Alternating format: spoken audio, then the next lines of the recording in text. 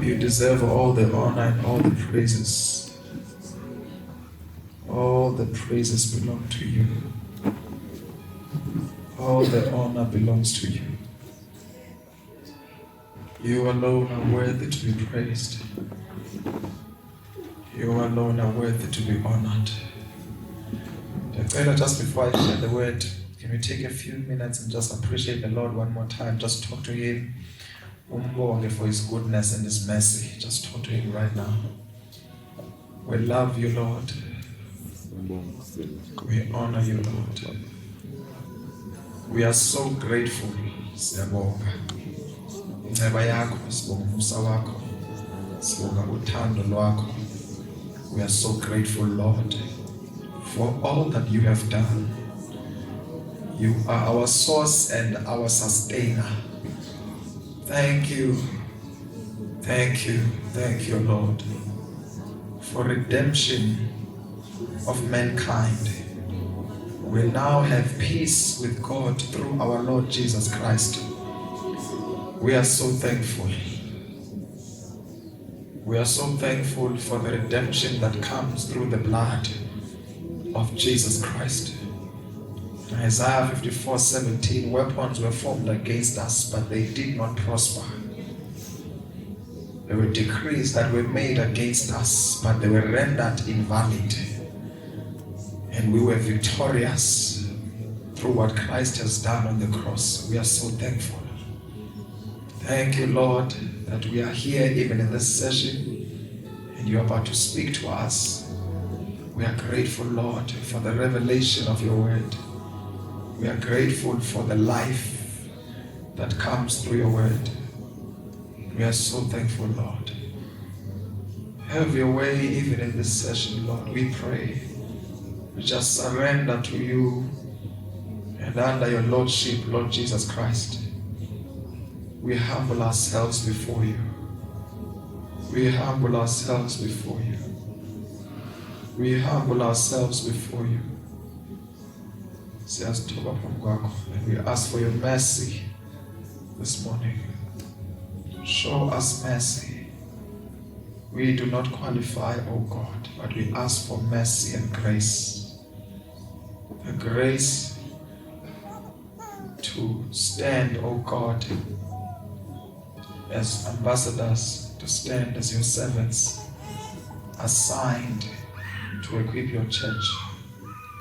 We are so thankful.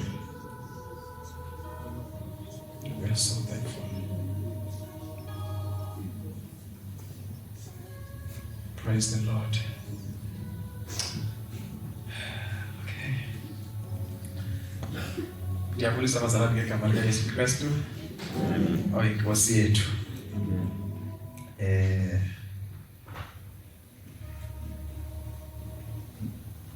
I know that there are many I don't want to be controversial. Man of God, ndingafumana interpreter please, so that if maybe kunomntu okhona abazalwane bathanda isilungu, so siqhele iBhayibhile ze-English, so okay. I said I greet you in the name of our Lord Jesus Christ. Amen. Yes. I'm a bit nervous, so when I'm nervous, I sing.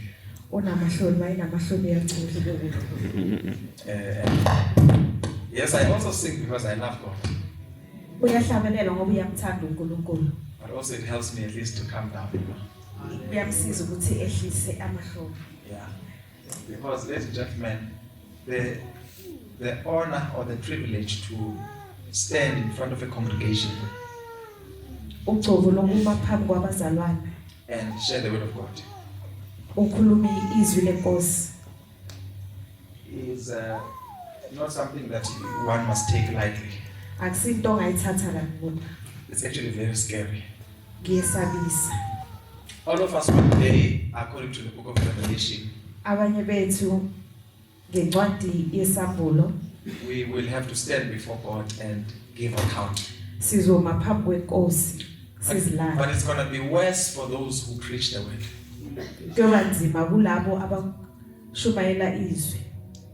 abazalwane bazoba judged based on whatever is written in the books, what they did for God.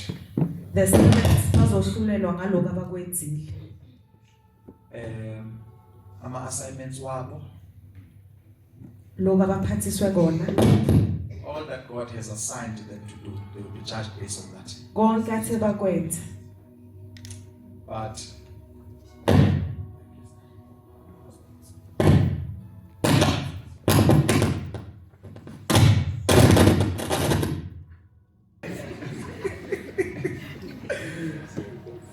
my God. But those who are privileged to equip the church, according to Ephesians 4:11, Kodwa lapha abanikwe umusa kuba babeli bandla. those who lead churches, those who teach the word, Abaholi bandla abafundisa izwi. they are going to give account for every message they shared. Bazozilanda ngomlayezo wonke abawukhuluma. Every word they preached, they will have to answer before God. Konke abakushumayela bazophendula phambi kweNkosi. Because if they are wrong, the congregation is wrong. Mabengaqinisekanga nebandla aqinisekanga. It's clear, eh? Amen. That's why ungayihaleli into yokwenzani ukuba ngumfundisi or I know biblically you can desire it. You know, the office of an elder or a bishop.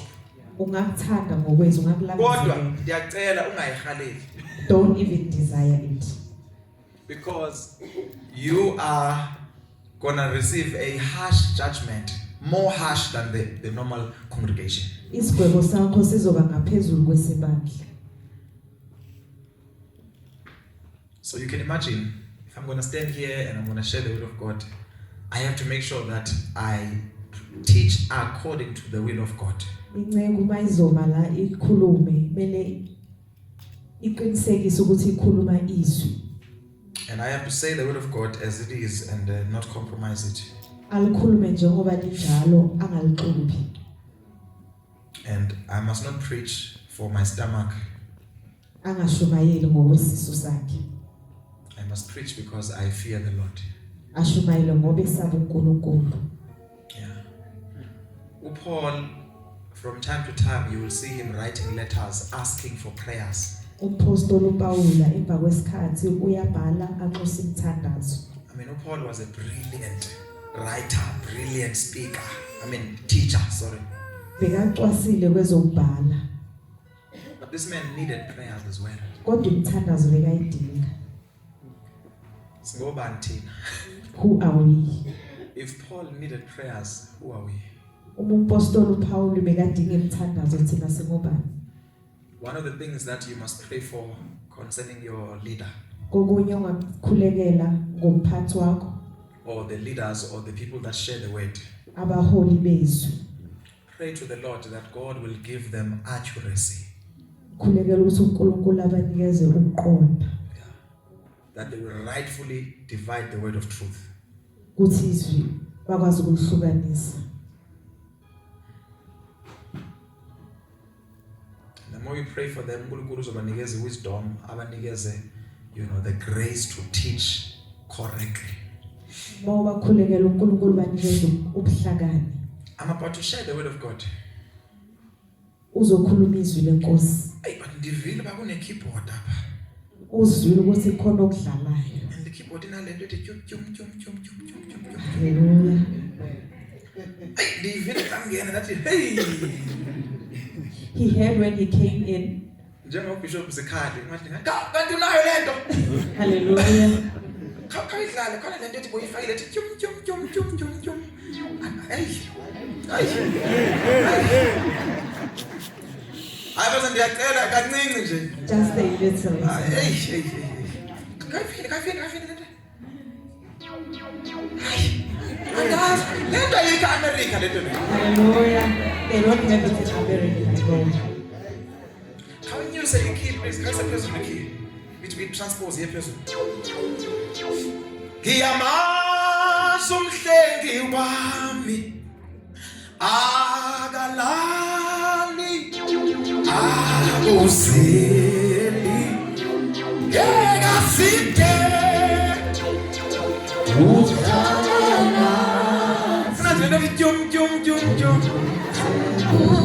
Just for 2 minutes. Kiyamasi, kiyama. Sunde, kiwa. You're doing well, you're doing well. Agalali,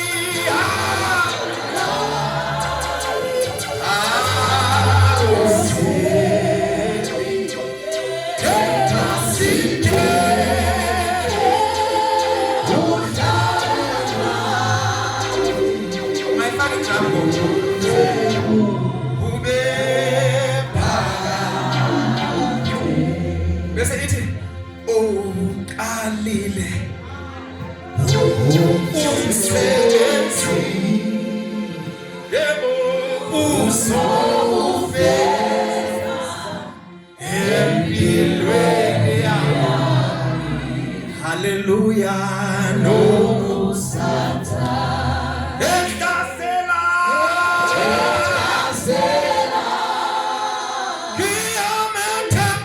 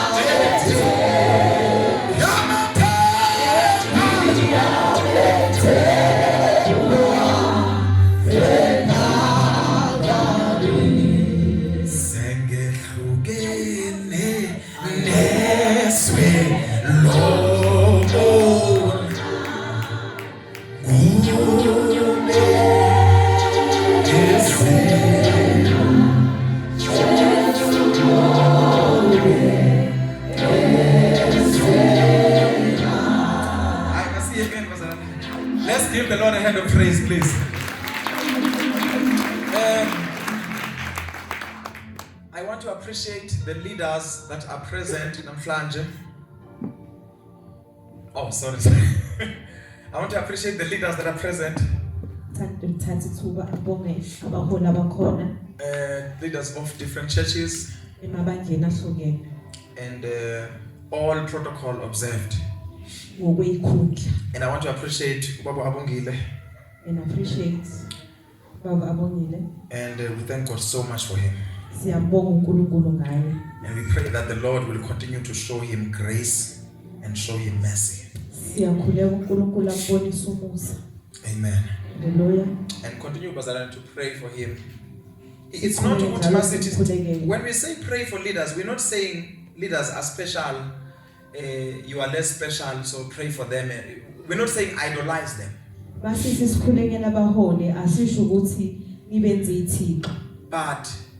they are in the front line. Do you understand that? Yes. So they need more prayers than you can imagine. Most of the time, you find that people are just operating as parasites. They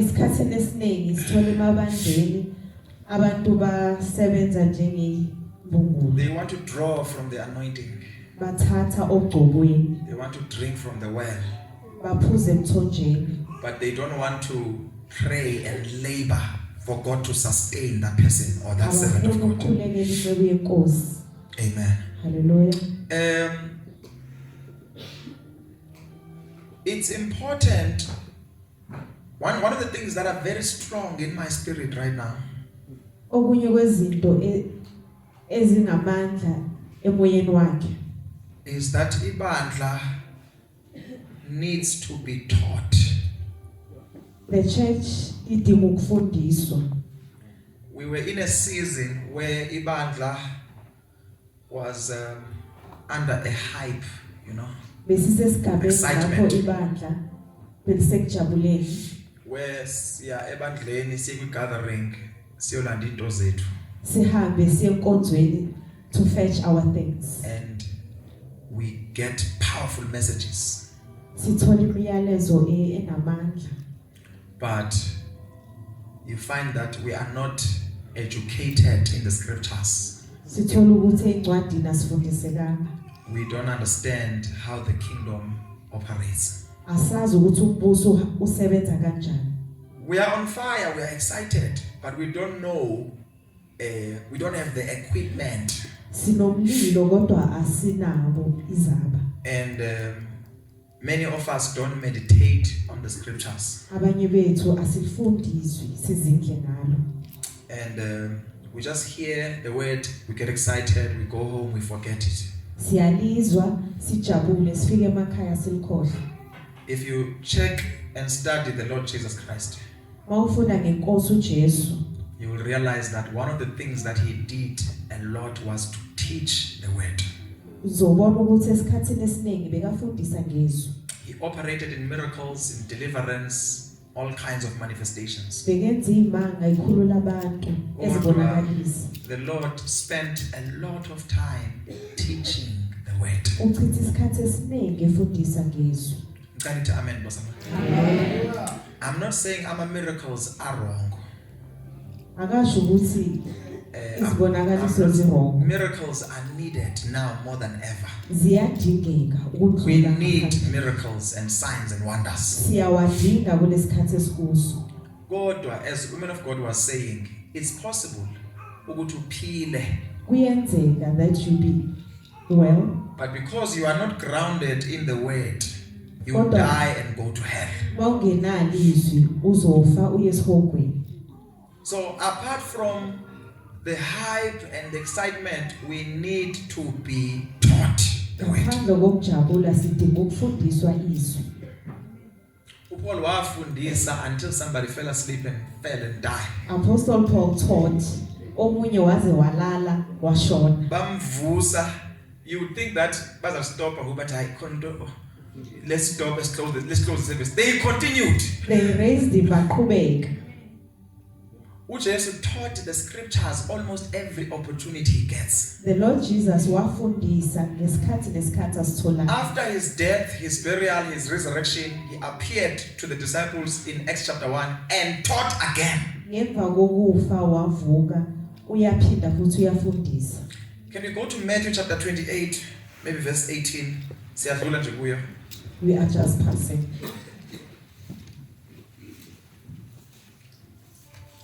Is it not a blessing ukuthi kudlala keyboard idlala ngisisi? Hallelujah. Kusho ukuthi ladies, if you are here and unentshisakalo, iyenzeka lento, is possible. Hallelujah. I'm going to do my best, bazalwane, to teach what the Lord is saying I must teach. Uzoyenza ngakho konke ukufundisa lokho inkosi ethi akufundise. And I also appreciate the whole leadership yasekhaya lobungcwele. I humble myself kubo. Uyayithoba ngaphakathi kobuholi basekhaya lobungcwele. Amen. Hallelujah. When you are asked to share the word, don't want to be powerful. Mawuceliwe ukuthi ufundise ngezwi ungafuni kuba namandla. Seek to be accurate. Funa ukuthi uqonde. Uyazi ukuthi ngafika la ngishumayele i-message ezonyakazisa. He can come here and preach a message that would shake. But uthola ukuthi it's not what the Lord was saying. But kepha kusiko lokho iNkulunkulu bekakhuluma. If you have something to write maybe or something to record, please make sure that you do that. Mawunakho ukubhala ungabhala. I'm emphasizing this because Many times bazalwane kunamasemona amaningi that we have heard but we have not gone back to meditate on them. Ngoba kuneyintshumayelo eziningi kephazane sibuyele kuzo. We are looking for a new message but we have not mastered the old. Sidinga umyalezo omuhle kodwa lokudala sikakawu. If I can ask right now, the past 2 weeks, 3 weeks, what did your pastor teach? Maye ngabuza ukuthi emaviki nandlule umfundisi ufundise ngani. And have you gone back to what they said? Meditate on those scriptures until the word becomes flesh. Uke wabuyele emuva wazindla ukuze izwi libe inyama. Or ulalele izwi waba excited wabuyele endlini wakhohlwa. Noma you listened wajabula, you went back home. Then you wait again another Sunday, you want another fresh word. Ulinde linye isonto ufuna izwi elisha. No wonder you are not growing. No wonder you are not maturing. It's because izwi uyalizwa kodwa as soon as you leave the door you forget it. You hear the word kepha mawuphuma ngomnyango uyalkhohlwa. We have become more like sermon junkies. Sesiphenduke abantu be. Yes, we want a fix of a sermon fix. Yabona abantu who are smoking, addicted to drugs, they get a high, Abantu ababhemayo bayadabo. and then they go again another high. Babuyele futhi. Get energy, get excitement. Iyehle futhi babuye futhi for another high. Babuyele futhi. That's how we are treating the word of God. Ingolo ke sikwenzayo ngezwi. Bazalwane, right now I speak prophetically, we are behind schedule. Okwamanje ukhuluma ngokwesiprofeto sisemuva. According to the calendar of God. Ngoke calendar kaNkulunkulu. We were supposed to be, the least among us was supposed to be as strong as David. Abanye bethu bele ngabe banamandla njengoDavid. Miracle signs and wonders were supposed to be a normal thing that can be done by an usher. Ibonakaliso mele ngabe zenzwa ngalabo abamkela abantu eminyango.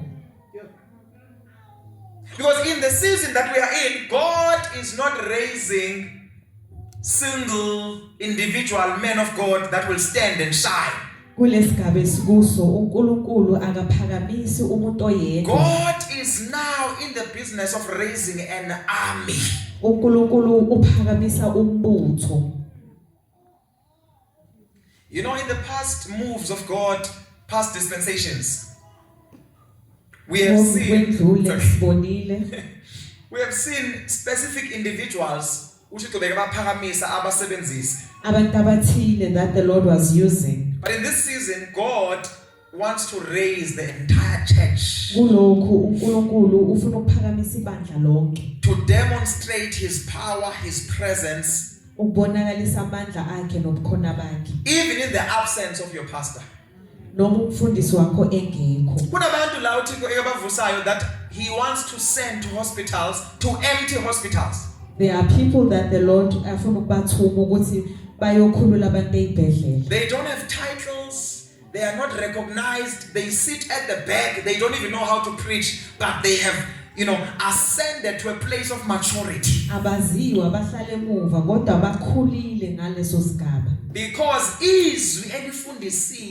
the word that was taught, they took it, they meditated on it until it became flesh. Someone please read for us.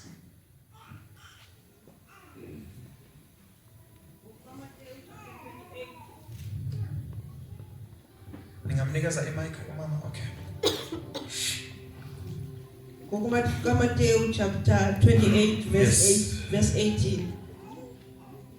uJesu wasondela wakhuluma kubo wathi, ngiphiwe amandla onke ezulwini nasemhlabeni. Qhubeka naye mama. Thank you. Verse 19.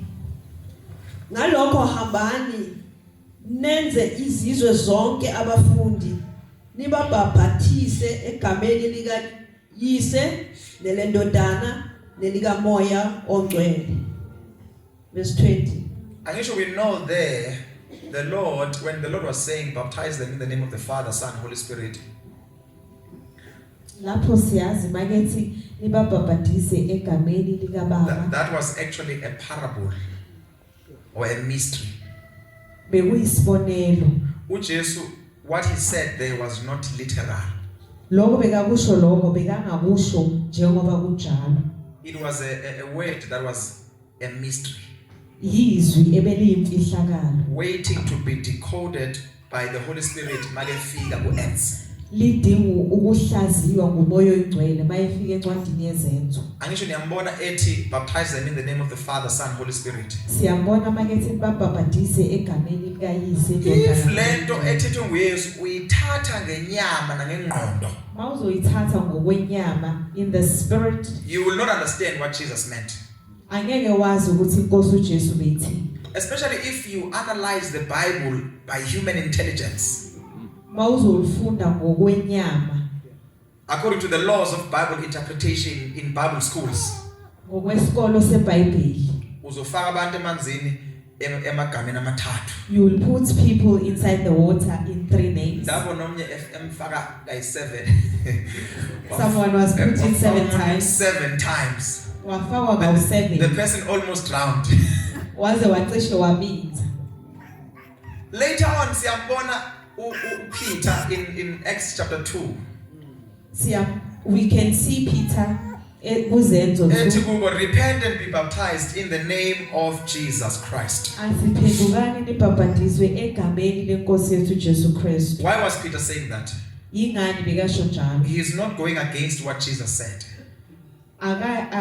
buyele emuva ngokwezwi lenkosi but because of the revelation of the Holy Spirit. ngokwesambulo sikamoya oyingcwele Yes, he is now operating in the revelation of the mystery that Jesus said in Matthew 28. uhamba ngokwesambulo esasikhulunywa ku Matthew 28 So in Matthew 28, the Lord says 3 names. ngokuka Matthew 28 uthi emagameni amathathu But in Acts, we see Peter walking in the revelation of that mystery. encwadini yezenzo siyambona uPeter ehamba ngesambulo sezwi Qhubeka nayo please mama. Bendlula nje apho Verse 20. Nibafundise ukugcina konke enginilandelayo.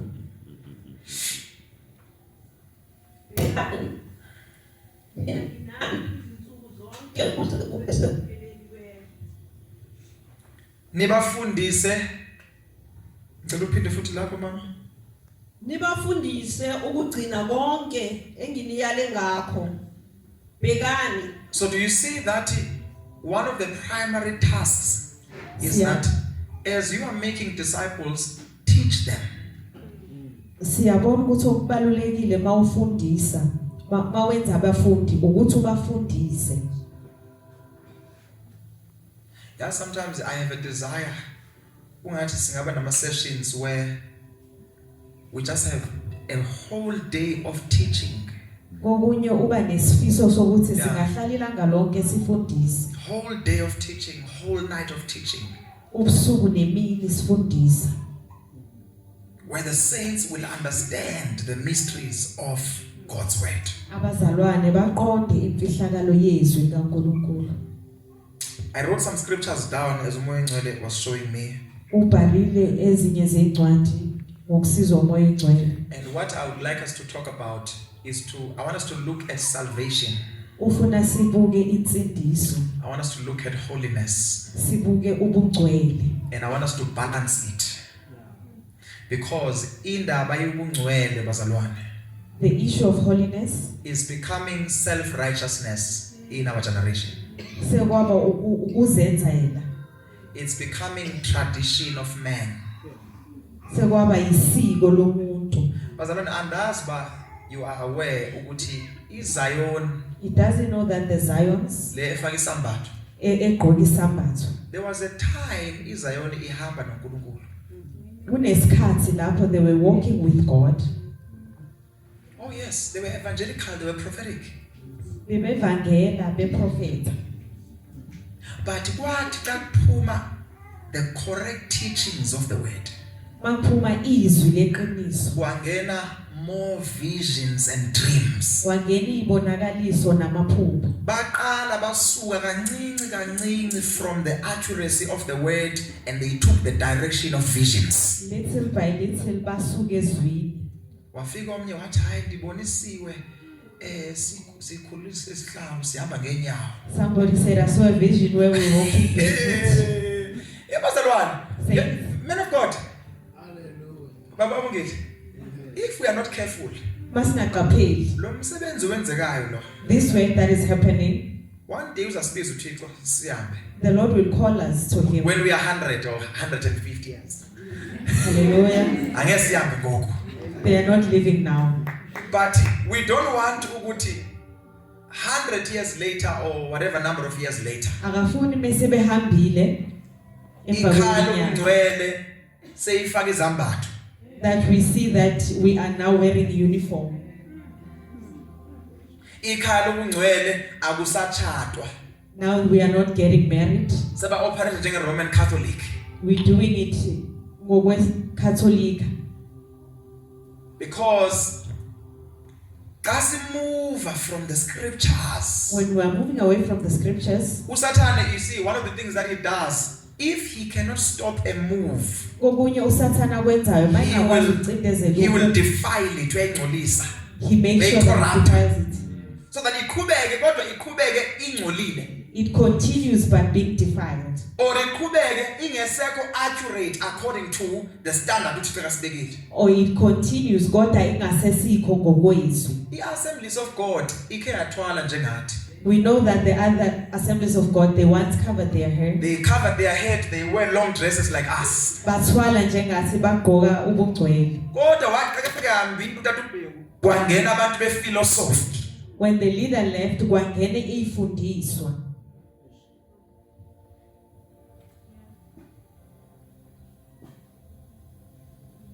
If Satan cannot stop a move, he manipulates it. Mayingakwazi ukucindezela, uyashintsha umlayezo. I said this before. There was a time where kune dispensation ebandleni lika Kristu of the grace of God. Kunesikhathi lapho ugcobo lomusa sebandleni.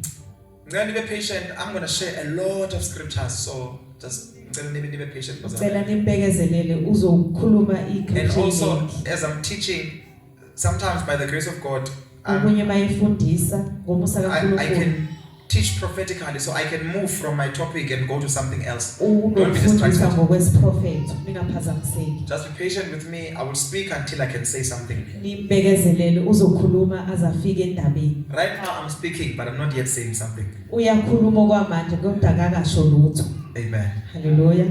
There was a time where there was a dispensation of the grace of God, where God was now dispensing His grace in the entire church. Kunesikhathi lapho uNkulunkulu bekabela umusa wakhe ebandleni. Where God wanted the body of Christ to understand grace. Lapho efuna umzimba kaKristu aqonde umusa. Kodwa uyazi uSathane wenzeni?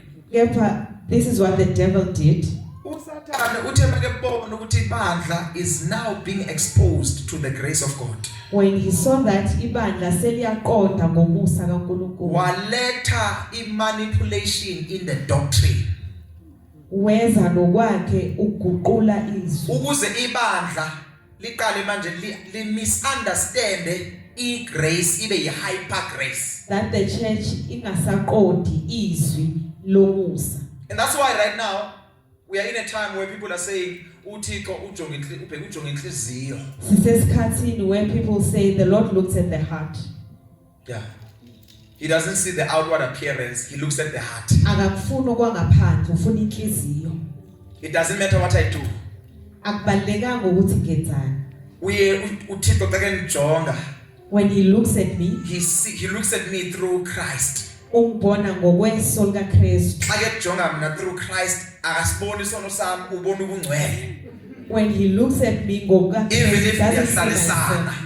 Even if I'm cohibited. When he looks at me, Maye because I'm under grace, ngoba ngisemuseni. umusa umvala amehlo uThixo. The grace closes his eyes. If ndichaya isnave akasasiboni isnave uvela abone the When I'm righteousness. taking the snake, akasiboni he sees So the if righteousness. you are in sin and you are smoking, don't stop smoking. Mawusemseni ubhema, Continue to ungayeki smoke. ubhema. Qhubeka ubhema. Just say I'm under the grace of God. Uthi ngisemseni I'm the kaNkulunkulu. righteousness of God. Ngingukulungiswa kaNkulunkulu. These are now the manipulations. Yizo zonke izinto lezi uSathana zenzayo. uSathane wenza ukuthi igrace ibe interpreted as lawlessness. Wenza umusa uhlaziwe njengokungabi nomthetho. Leyo nto yenziwe yini? Imanipulation kaSathane. Lokho kwenzwe ngokushintsha izinto kaSathane. Remember the scripture is clear. Grace and truth came Iqondile. through Umusa neqiniso leza the Lord Jesus Christ. ngenkosi uJesu Kristu. So umusa uhamba neqiniso. Grace goes together with truth. Kodwa uSathane ungenile ebandleni wasusa iqiniso wasala umusa. The devil came in, he took away truth. So and manje he left the senzani? grace. Sikhonza nesono. We are worshiping, serving God with sin. And leyo nto leyo yenze ukuthi ibandla livule umnyango And that thing made the church to open the door for false Christs, kubo Kristu bamanga, false spirits. kwimimoya yamanga. Remember ukuthi iBhayibheli ikhulume ngama false Christs. iBible spoke about the false Christ. According to Matthew 3:11, Ngokuka Matthew 3:11. I baptize you with water to show that you have repented. Ngibhabhatisa ngamanzi nibonakalisa ukuthi niphendukile. But the one who comes after me will baptize you with the Holy Spirit and with fire. That's Jesus. Ozemva kwami uzonibhabhatisa ngomoya oyingcwele nomlilo. So uJesu comes to baptize us with the Holy Spirit. Inkosi uJesu comes ukuzosibhabhatisa ngomlilo nezwi.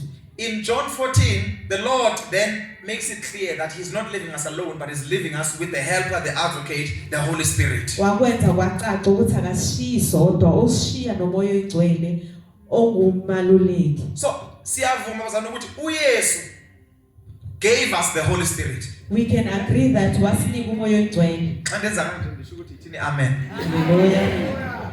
Okay. So, ama false Christs mawefika. OKristu bamanga when they came, Guess what they also bring? kade False Holy Spirit. beza nomoya wabo wamanga oyingcwele. Within the the true Holy Spirit, there are gifts of the Spirit. Ngokukamoya oyingcwele kune Yes, visions and dreams. kunezithelo. Guess what? On the false Holy Spirit, there are also false visions. Kwabo moya oyingcwele laba bamanga kunebonakaliso So zabantu. ibandla lithema limanipulatewa in the area of grace. Kwaba nama legal grounds given to those demons. Ibandla balimanipulate emthethweni kwaba namadimoni angenayo. Wangena amademoni operate njengomoya ongcwele. They operate exactly like the Holy Spirit. Baqhubeka bathandaza ngezilimi kodwa hayi izilimi ezikamoya ongcwele, izilimi ezika false Holy Spirit obuya ku false Christ. They are praying in tongues, false tongues of the false Christ. And because people were wearing weaves and still speaking in tongues, they assumed that God is still with them. Bacabanga ukuthi ngoba befakele besakhuluma ngelimi uNkulunkulu sehamba nabo. And because they were still seeing the fire, Besawubona umlilo. they thought God was still there. Becabanga ukuthi uNkulunkulu sesekhona. Not knowing that fire that they were seeing is no longer the fire of the Holy Spirit, it's now the fire of the false Holy Spirit. Bengasazi ukuthi lo mlilo abawubonayo umlilo lo umoya ogcwele wamanga. Satan saw the grace of God, manipulated it, defiled it. Ubonile umusa wawushintsha wogcolisa. Ibandla la end up operator kwi hyper grace. Sase sihamba ngomusa ongezelele. Kwafika another time. Kwafika esinye isikhathi. When you study church history, you will realize this. Kwafika isikhathi la khona ibandla la entarisha dispensation ye prosperity. Kwangena isikhathi lapho ibandla was experiencing ukuphumelela. Yes. Because remember, prosperity is actually biblical. Impumelelo ikhona ezwini. Hayi bazalwane. Maybe this is very I think that ndiva ngcono bethu. They can get better this side. I-prosperity i-biblical. Ukuphumelela kukhona ezwini. So uThixo actually did give us prosperity. uNkulunkulu usinikile ukuphumelela. Kodwa wenze umsathane make bona ukuthi ibandla is now under the dispensation ye prosperity. What the devil did mangebona ukuthi sesihamba ngalomoya. Waqala manje wa manipulate the doctrine kwagcina manje kungasabi i-message of the cross. Washintsha ibhalo kwangasaba ngesiphambano. But manje i-message ye prosperity ebusayo. Sekungempumelelo. It's as if now if awuna moto you are not deep with God. Sekungathi manje if you don't have a car awusinzanga. It's as if awuna mali awuna blessing. Bongena if you don't have money awunawo sisibusiso. Kwaqala manje abandleni kwagcotshwa abantu based on their financial status. They ordained people ngokwezinga lemali yabo. Kwangasa ordain or kwangasa bekwa abantu in terms of different offices according to God's calling or God's instruction, but based on how much you have. Kwangasagcotshwa abantu ngokogcobo kopha ngokuthi unemali engakanani. Kwagcwala businessmen phambili. The businessmen were filled in the front. Abantu ababiziwe kodwa bangenamali bahlala emva ne frustration. The ones who are called, they stayed at the back. You have seen it many times. Sikubonile. And in that whole process, a lot of Satanists appeared and infiltrated. Wangena bakaSathane bagcolisa. Bangena baya straight kwi leadership bafika babusa. Bahamba baya kumholi baphatha. So now the pastor is surrounded by rich Satanists that are educated. Umfundisi uzungezwe ngabaSathane abafundile. It's a dispensation. But mfundisi yazi vision yakho is good.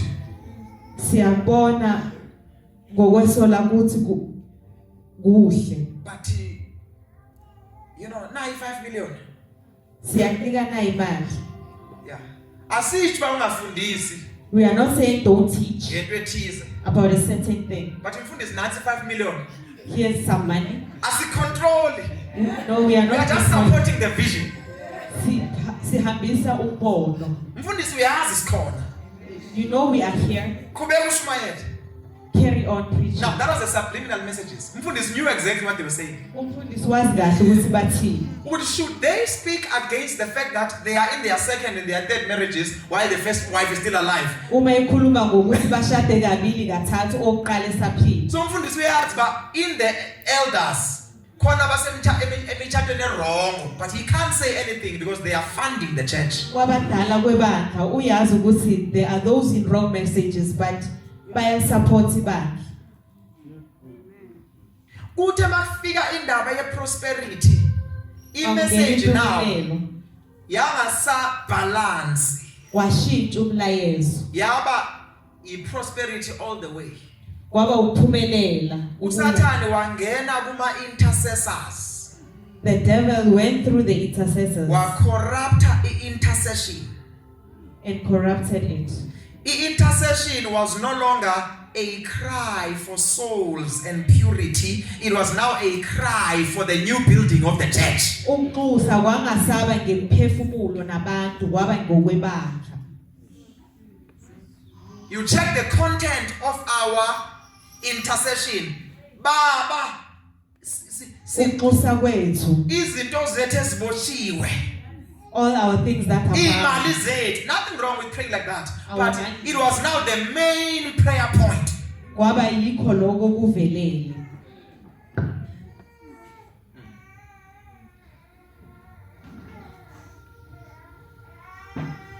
Bandla lifaste 7 days. Sizile amalanga ayisikhombisa Uyokhalela imitshato. praying for marriage. Faste futhi for another 3 days. Sibuye futhi sizile amalanga amathathu. Kuyothandazela ama-business. Sikhulekele ibusiness. Phinde futhi kube ne-conference. Then we have a conference. Wealth Creation Conference. Uzo invite speakers ase-America. bazoletha owangaphandle indoda ene-anointing ye-prosperity. Kuthi abazane le ndoda ihamba noNkulunkulu inamadola nama-pounds. uhamba noNkulunkulu uphethe imali zangaphandle. Kuthiwa mangakubeka isandla, the next 6 months you will get tenders. When you lay hands on you inyanga ezizayo ama-tenders aziletha. Raise ama-funds to fund the Wealth Creation Conference. Zakhishwa imali. Now the gospel is no longer the gospel. We are now doing the business. Lashintsha ivangeli kwaba ibhizinisi. Satan saw that we are in a dispensation of prosperity. Wafika wa corrupt ukuthi igcine manje ibandla lifocus emalini lingasafocus at the cross. uSathane ubonile ukuthi sesisezingeni lempumelelo washintsha umlayezo. Yaqhubeka futhi. It continued. Yafika i-dispensation of holiness. Then kwangena ubugcwele. I think about a year or two it became very strong. Yaba ngamandla Yeah, unyaka odlulile.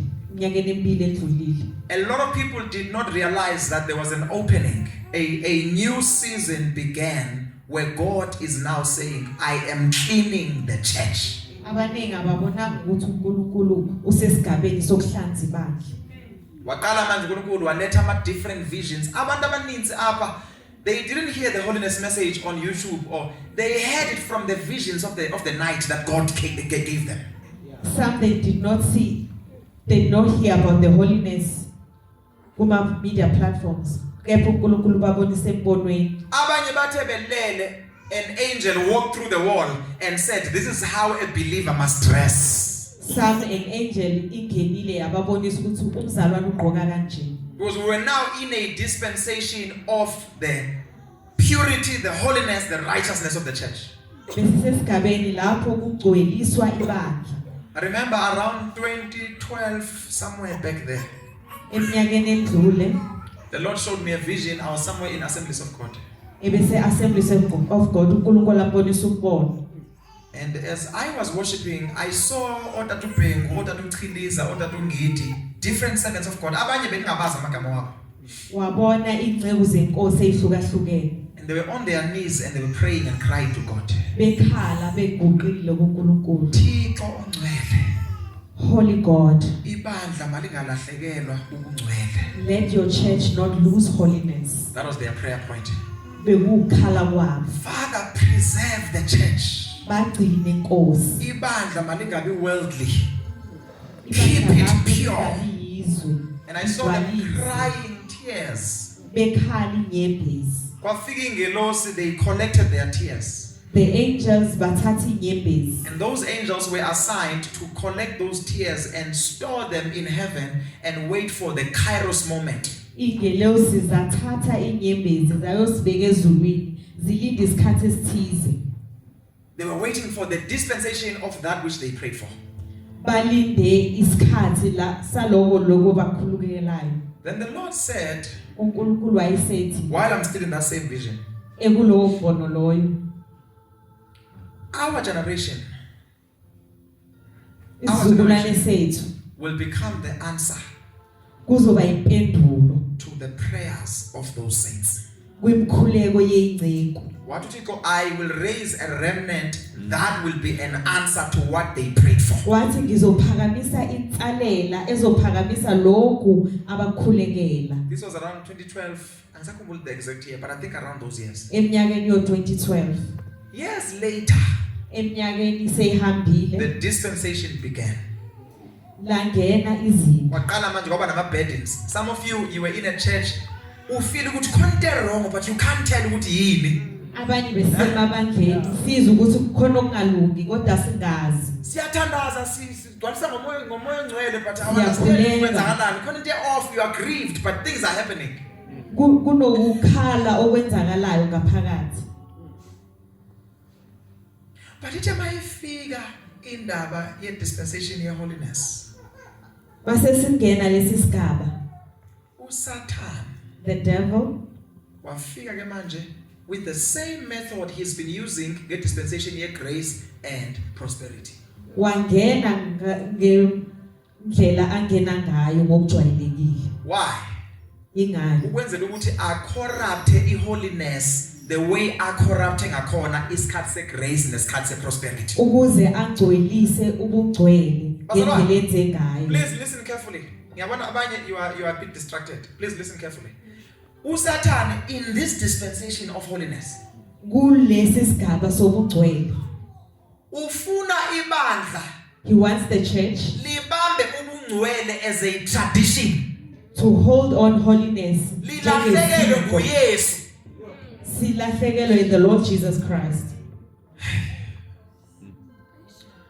Ntambo iyafika pha sanibona nozana imantile nani apha ufuna ibandla He wants the church to continue. Because remember, I stop him move because uSathane akanamandla wokustop ibandla. He cannot stop the church. It doesn't have Jesus owns the church. uJesu uyalawula. Jesus builds the church. Uyo lakhayo. uSathane akanawo amandla wokulistopa ibandla. Kepha uSathane doesn't have the power yokulimisa. Oh, by the way, he's been trying for so many years. Uzamile iminyaka neminyaka. Persecution of the church. Persecution of the church. Ukushushiswa kwebandla. There was even a time where uSathane wathatha amaBhayibheli from being accessed by the church. iBhayibheli accessed by the Pope and a few individuals. A time when he took away amabhayibheli ebazalwaneni. Until one man of God got a hold of a piece of a chapter.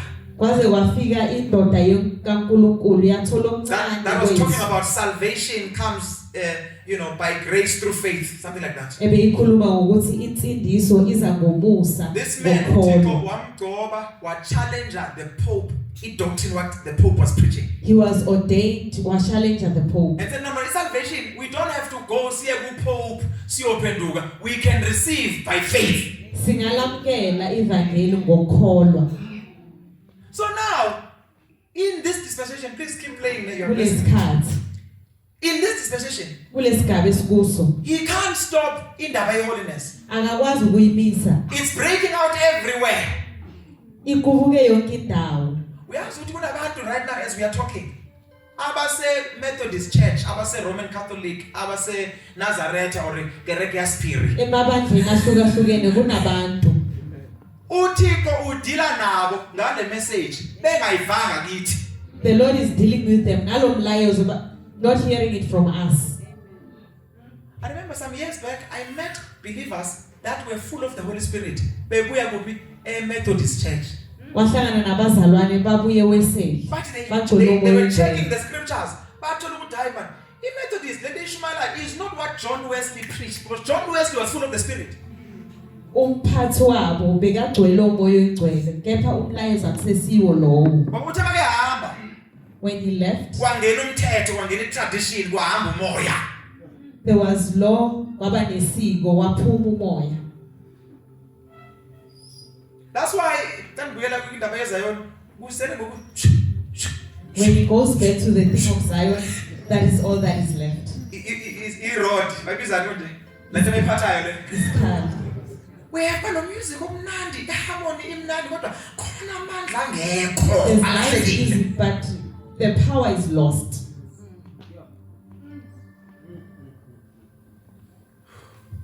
There's a few that God now is reviving from Zion that are coming back to salvation.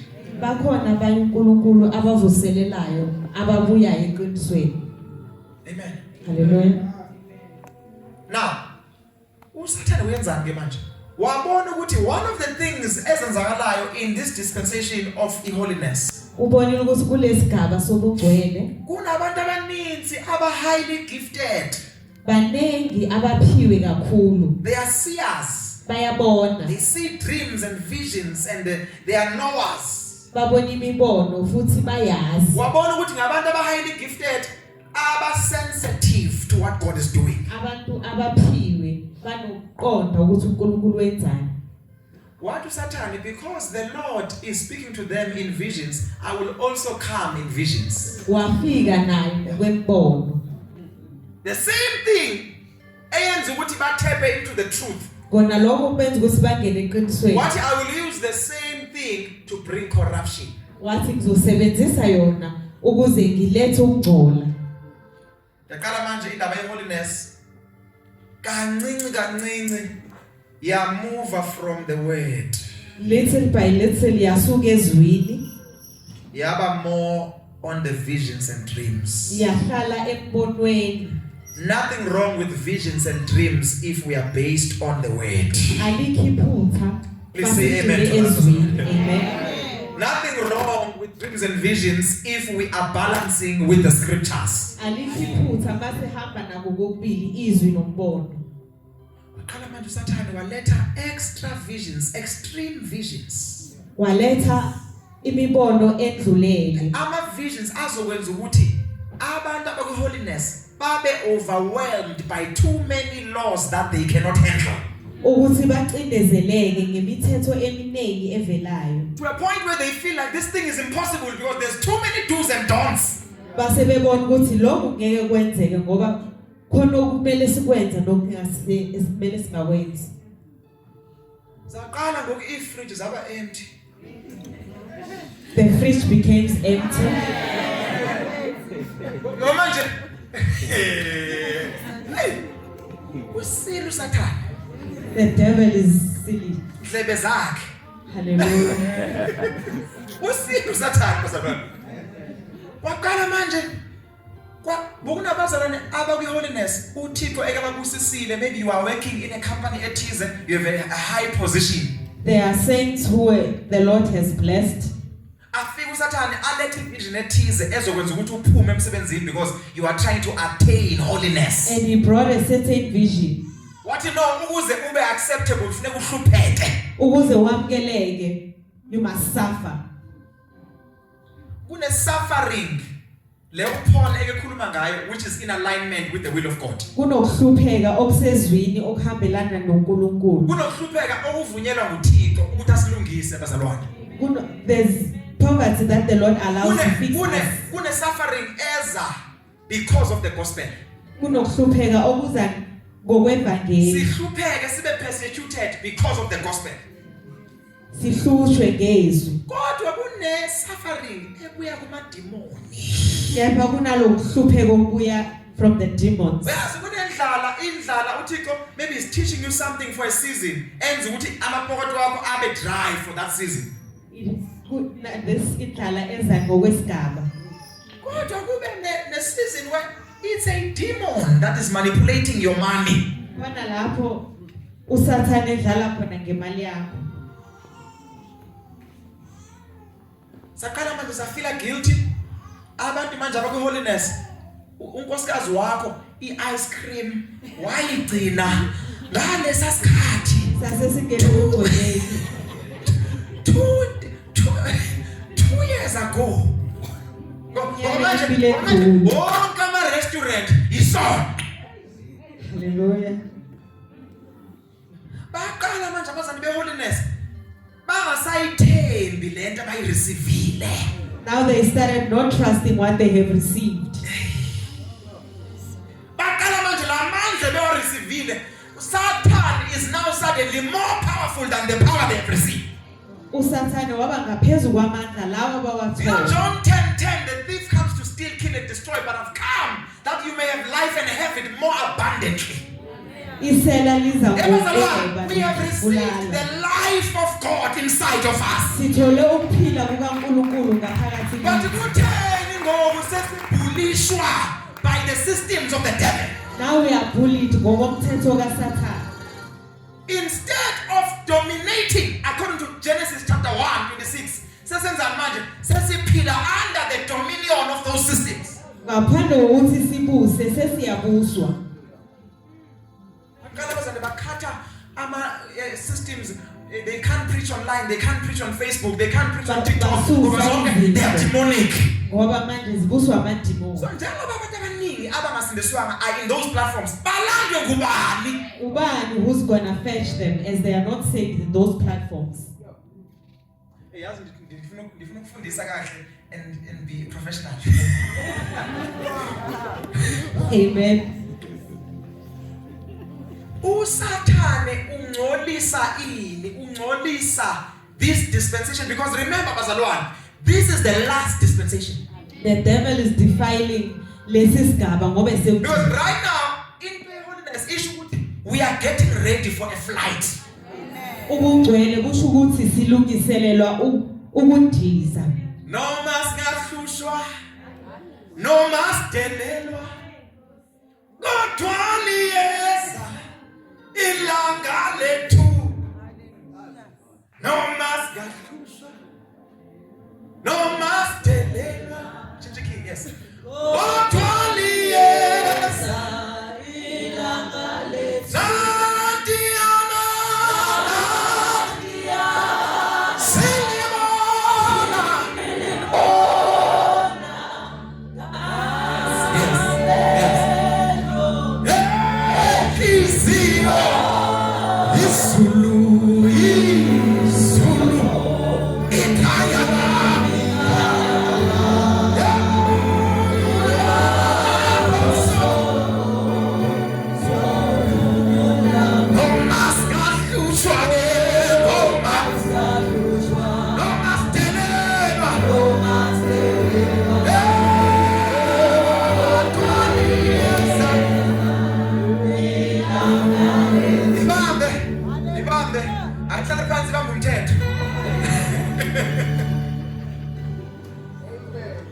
We are getting ready for a flight.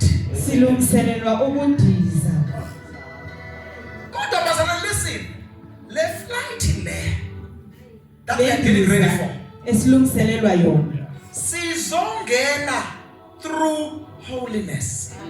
kungenwa ngobungcwele We will see him through holiness. sizombona ngobungcwele Kodwa because it's not time yet. let me not go there Satan is fighting so hard right now to corrupt the dispensation so that abazalwane abaningi, even the ones that are elect, the very elect, will be deceived. usathane ulwisa isigaba ukuze nalabo abakhethiwe There's a great falling away that is already taking place now.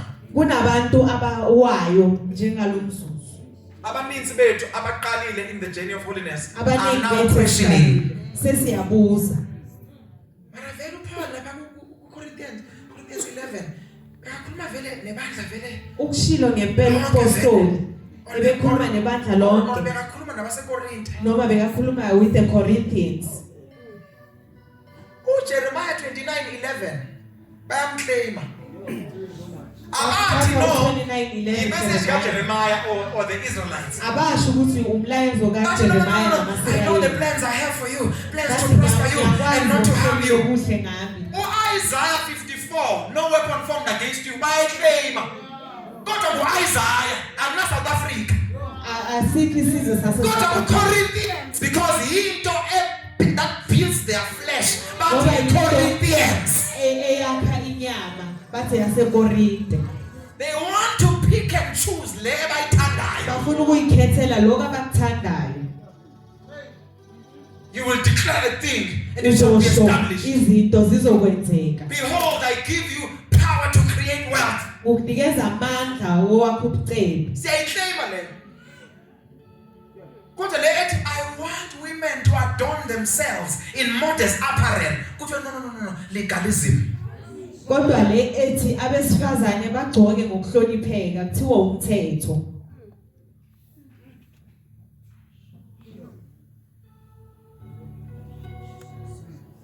If you fall in this season, you Mawuwa may, kulesi you sigaba. may not rise again. kungenzeka ungasavuki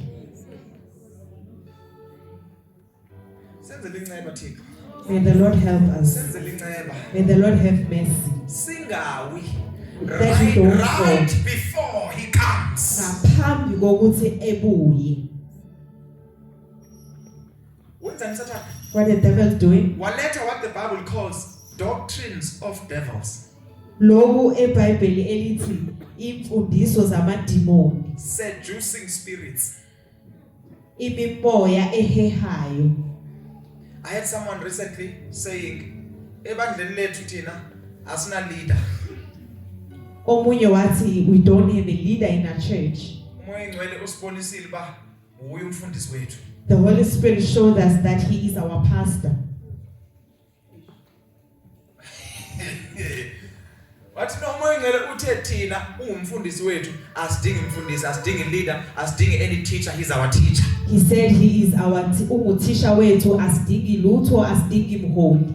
And that is why bazalwane, some of the most arrogant, some of the most stubborn Christians in this dispensation yilaba aba holiness Jenny. Abazalwane abanenkani kakhulu kulesi sigaba yilaba abasebugcweleni. Abakhuzeki akhonto ngabaxela yona because bona banomoya engcwele. Ngoba they have the Holy Spirit. Abaxela ngomuntu abacorrect. No one tells them anything. Jesus appears to them and speaks to them. Therefore, there's no man that can tell them anything. Ayikho indoda ezobatshela okunye. It's because of this corruption to the dispensation. Ingenxa yaloku okubu usathana kufakile ebandleni. Uvela khonze la, Ufika and worship here avuthe la. and become on fire The day brother Abongile speaks against what they are doing. and akhulume ngaloko abakwenzayo. Nanko sekagrown abapastor Mota. He's there, Pastor Mota. Upastor Mota sathi upastor Mota uthi usamlungisa. As Pastor Mota is trying to fix, Hey, nanku kali movement. then he started a movement. What's going on? Kwenzakalani? What's going on with us? Kwenzakalani ngathi? Don't you realize that we are under attack? Asibona ukuthi siyahlaselwa. They see dreams and visions. Babona imbono namaphupho. Sonke bandleni kufanele siyimamele ivision yakhe. Masingayimamela simazi uThixo. All of us, we must listen. If we don't listen, we don't know God. Sonke bandleni kufanele simamele ivision yakhe. Masingayimamela simazi uThixo and uyahamba. All of us must listen to the vision, and if we don't, they are living. Hayi ndiyathetha. He is talking. He is talking. Hallelujah. I didn't plan to come here. You know, I didn't plan to take this direction, but I'm here. Azange akuthatha leli zinga kepha ula.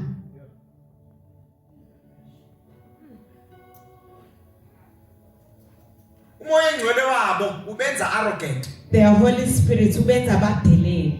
Awufani nomoya engcwele weBhayibheli. It's not the same as the one Owenza abantu babe humble. Othobisa abantu. Owabo ufuna bavele. Theirs, they want to be seen. OweBhayibheli uthi mabathobeke. The one in the Bible says they must be humble. Nguphi lo moya engcwele? Which Holy Spirit is this? Umoya engcwele wabo ufuna attention. Ufuna ukuzibonakalisa. Awukwazi ukuhlala phansi ufundiswe. You cannot sit and be taught. You are wondering, did they receive the Holy Spirit who is biblical? Uyazibuza ukuthi bamkele lo moya engcwele oseBhayibhelini. Umoya engcwele will remind you of all that Jesus said in John 14. The Holy Spirit uzokukhumbuza konke uJesu akushilo. Umoya engcwele akalwi nezwi. He doesn't fight the word. Umoya engcwele akaphikisani nezwi. He doesn't contradict the word.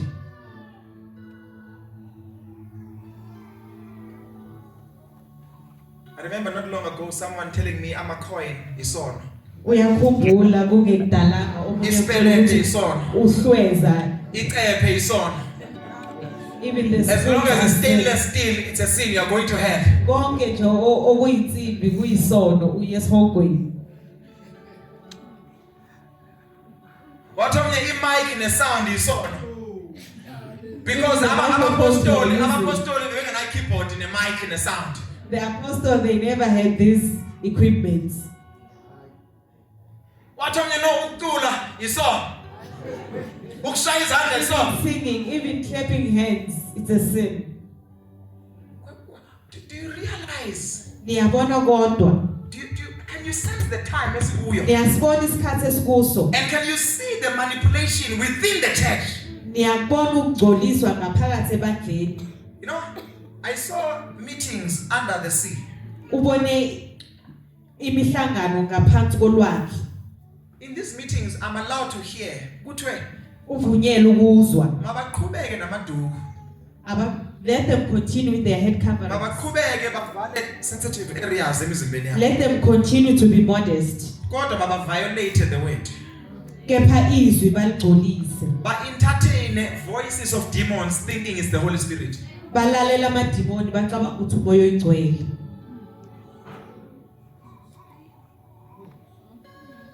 Abanye the way uThixo bagrace ngakhona. Some the Lord has graced them. Every 3 months Jesus appears to them. Enyangeni yesithathu uyavela kubo. Every 2 days an angel appears to them. Ingelosi yavela osukwini lwesibili. So suddenly they have now grown bigger than their pastor. Manje bangaphezulu komholi wabo. Uzabafundisana because bona bahlanu yes kaloku physically. What is it that you're going to teach them because they drink tea with the Lord Jesus? They eat breakfast with Jesus But and the eat seed was dinner with said, Abraham. no Jesu. Badle idina no Abraham. It's easy Kulula to have pride ukuba nempakamo when you are highly gifted. mawuphiwe kakhulu. Bayafika kuyesu bajabulile ukuthi spirits are listening to them. Uthi yes, don't be happy that spirits are listening to you. Uthi vuyani ukuthini? Your names are written.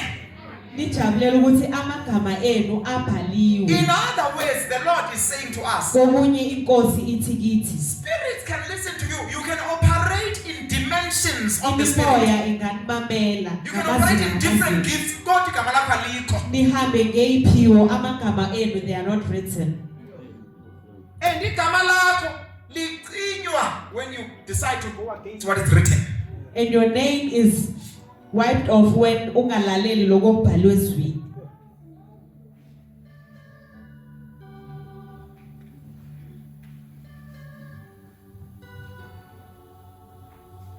Abaninzi babo, Most of them they will end up not having churches. bazogcina bangasenawo amabandla.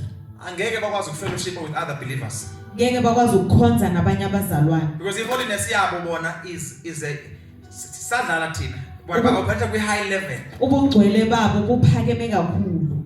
Alikho ibandla elingaba accommodate. There's no church that can accommodate them. Bamazi ngcono uyesu bona. They know the Lord better than everyone. Sonke sesihogweni. All of us we are going to hell. Bona bazana noThixo. They know the Lord personally. And owabo uThixo uyabakhupha ebandleni. Their own God is taking them out of church. Bible is clear. Don't neglect the gathering. Izwi lisho njalo ninganqabeli ukuhlanganyela. Acts chapter 2 from verse 42 to verse 46 verse 9. They devoted themselves in the apostles' doctrine, in prayers, in fellowship. Bazidikezela ekuhlanganyeleni, ekukhulekeni nokuhlanganyela. Nomoya Oyingcwele. You have the Holy Spirit. Umoya Oyingcwele uzakusenda ebandleni. The Holy Spirit will send you to church. Awukhiphe ebandleni. Does it take you out of church? It's very rare when you see just a few individuals Kukancane that God has assigned for a season ukuthi baphume bayokwenza umsebenzi othize. ngokwesikhashana uNkulunkulu uyabakhipha. Maybe missionary work. Umsebenzi But wamamissionary. ayenzeki ukuthi sonke. Not to everyone. Hebrews chapter 12 verse 14.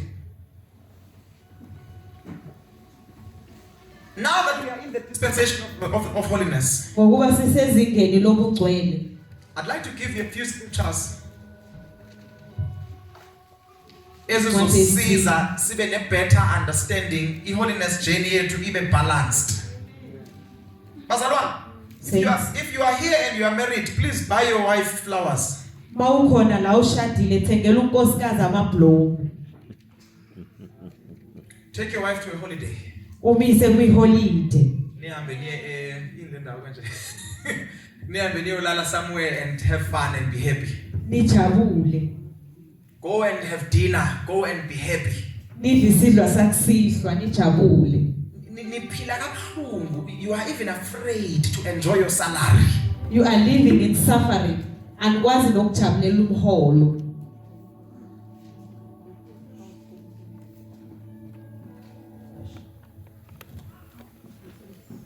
I worry sometimes ukuthi kunabantu beholiness abazachata.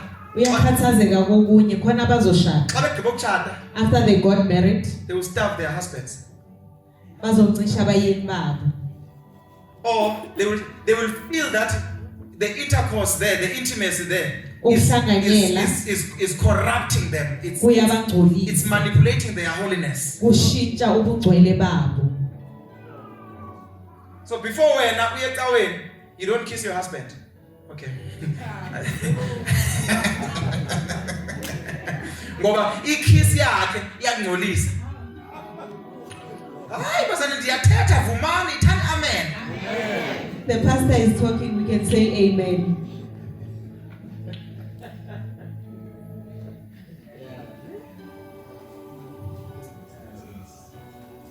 Gentlemen, we can be holy and romantic at the same time.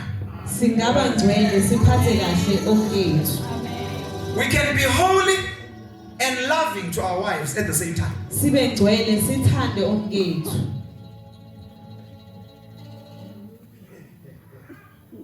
Mama, ngabe yabona ngokufanele ngabe nivuma kakhulu nithi uyabazi ukuba ngcwele. You can be holy Uhambe nonkosikazi wakho umbambe isandla and hold the hand of your wife. emall nithatha ixesha lenu. Take Walking your in the time. mall nithathe isikhathi.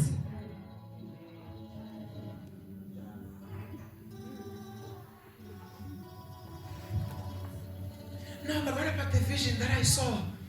Umbono lo engawubona. Ukuthi manje uNkulunkulu uthe The Lord said, khona very soon abazothi umoya ingcwele uthe akusamelanga kushadwe manje. So kumele silinde uJesu isikhathi sesiphele somshado. there are visions that are coming that will say the time for marriage is over. If you are here and Waiting you are for the believing, Lord. if you are here and you are believing God for marriage, believe God, you are going to get married. Amen. Uzawuthanda, oh, sisazotshatisa. We will wed people.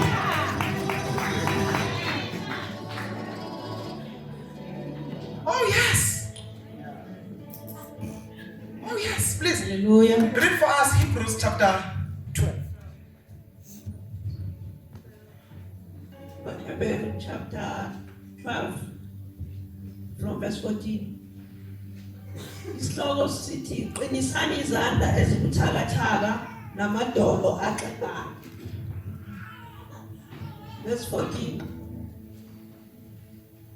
Zamelani ukuthula nabo bonke kanye nokungcweliswa ongenako. Oh, by the way, why do Mama efunda?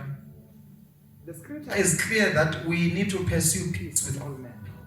Umbhalo uyasho ukuthi silangazelele ukuthula nawo wonke umuntu. We need to pursue peace with all men. Silangazelele ukuphila ngokuthula. I need to remember we are waiting for the coming of the Lord Jesus Christ. Niyakhumbula ukuthi silinde ukubuya kwenkosi. If sinamagqubu in our hearts, we will not see the Lord. When we have grudges enhlizweni zethu ngeke siyibone inkosi. Allow me to say, bazalwane, Nivumelani ngisho. i-relationship yethu noThixo Ubudlelwane bethu with the Lord is affected by our relationship with one another. kumosha ubudlelwane bethu ngomunye nomunye. Forgive us our sins as we forgive those who trespass against us. Sixolele izono zethu Njengoba sibaxolela laba abasonayo. abafunayo thina. So ukuxolelwa nguThixo is determined by ukuthi uyabaxolela abanye na. For us to be forgiven by the Lord will be determined by us forgiving others. If you cannot forgive others, you will not be forgiven by the Lord. Mawungaxoleli ngeke uxolelwe. Scripture is clear. You are on your way to give a sacrifice. Mawuyopha You realize your brother has something against you. ukhumbula ukuthi ukhona onotho ngawe. Put it aside, go back to the brother and fix the issue. Ibeke eceleni ubuyele kumfowenu nilungise izinto. If you have not fixed that issue, even that offering is not accepted by the Lord. Mawungayilungisanga umnikelo wakho awuwamukeleki. So indaba of forgiveness, making peace with people is of utmost importance. If you don't do it, no heaven for you. Indaba yokuxolela nokwenza umusa nababantu kubaleke kakhulu ngeke ulibone izulu ngaphandle kwakho. Qhubeka nayo please mama. Verse 14. Zamelani ukuthula nabo bonke kanye nokungcweliswa. Yes.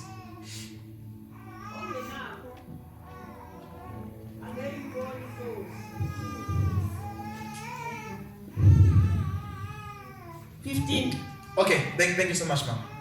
Now, ngicela ukuyibalansa kahle. When it comes to indaba ye salvation, when mayize endabeni yensindiso, a lot of us believers abanengi bethu abazalwane don't understand ukuthi is salvation, when the scripture talks about salvation, asiqondi it's insindiso. not talking about one aspect of salvation. Ayikhulumi ngohlamvu olulodwa. There's actually 3 that the Lord has revealed to me, levels of salvation that a believer attains. Kunamazinga amathathu umzalwane kumele awathole. The first level of salvation comes by grace through faith. Izinga lokuqala kungumusa ngokholo. We are saved by grace through faith and not of works. Sisindisiwe ngomusa hayi ngezenzo. Ephesians chapter 2 verse 8. Ngicela sivuleni sifundeni fast. Yeah, sifundeni very fast because there's so many scriptures. I think I have like 10 scriptures in front, but I will try and summarize.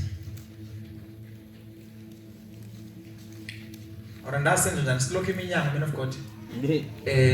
Silokho iminyango pha then siqhubeke nje. Sifuna ubuso bakhe. Okay, I need ngizodinga bazana ngicela ukusithoba.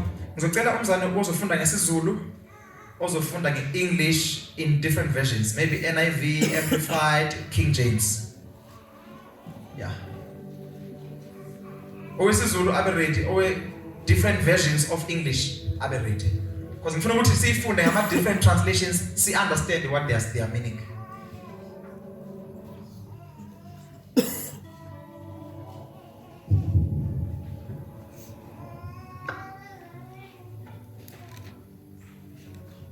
First chapter 2 from verse 8.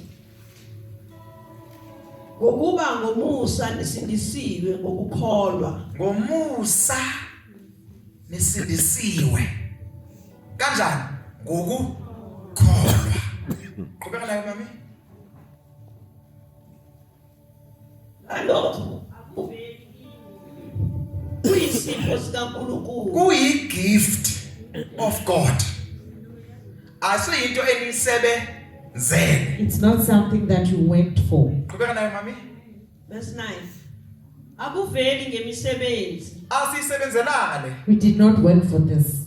But I'll explain eyiphi insindiso. Uzoyichaza lensindiso. Because if you fund this scripture When you read this word and you think you just summarize and say, "Aye, we are saved by grace uyifika uthi sindiso and not of ngomusa works." hayi ngemsebenzi. Uzathi, why then finance covering? Yingani kumele ngithwale? You're going to say, no. Insindiso ize hayi ngezenzo. Kusho ukuthi izenzo zami uNkulunkulu akana nazo. That's what you will think. Salvation did not come by works. Yiloko ozokucabanga. Uzovela uthi hayi mina ungasafast. Ngcono ngasazile Ngcono ukudla. ngiphile the way ngifuna ngakhona. Ngiyiphilele ngendlela yami. Salvation injani? If free, there are no works involved. Ayikho imisebenzi ebandakanyekayo. Ayibona idanger yokufunda iBhayibheli ulifunde ngengqondo ungalifundi ngomoya ongcwele. The danger of reading the Bible by flesh, not by the Holy Spirit. Qhubeka nayo mami. Ukuze kungabikho ozibongayo. Yes.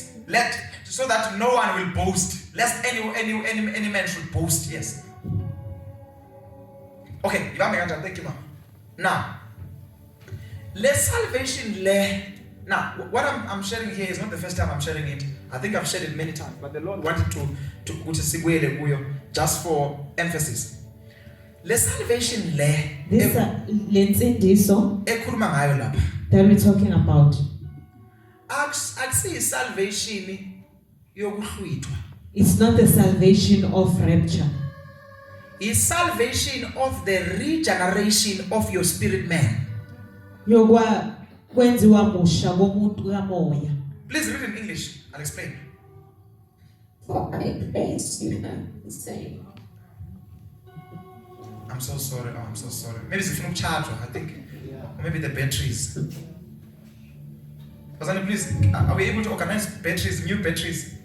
Maybe anyone, so that Akon, okay. Right. I thought maybe e-battery if you don't charge or if you end or something. Alright, funda njengasematendeni, beka imaki phansi. Uthi ngokuba uJobe wahamba. Let's hear.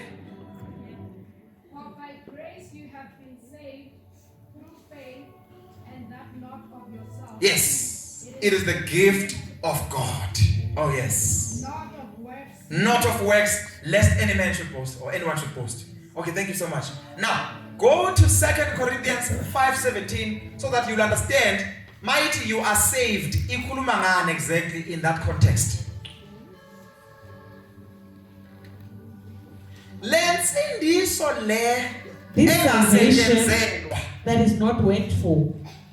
is the first level of salvation, Izinga lokuqala lensindiso. where your spirit man is being Lapho umuntu kamoya regenerated or made new. akhiwa kabusha. Le siyayikholwa asisebenzeli. This one we believe, you don't work for it. Nomuntu osethaveni singaya kuye ngoku. Even the person in time, go to him Sifike simshumayeze and preach to him, izwi lihlaba inhliziyo and the word pierce the heart. avume uJesu njengenkosi nomsindisi.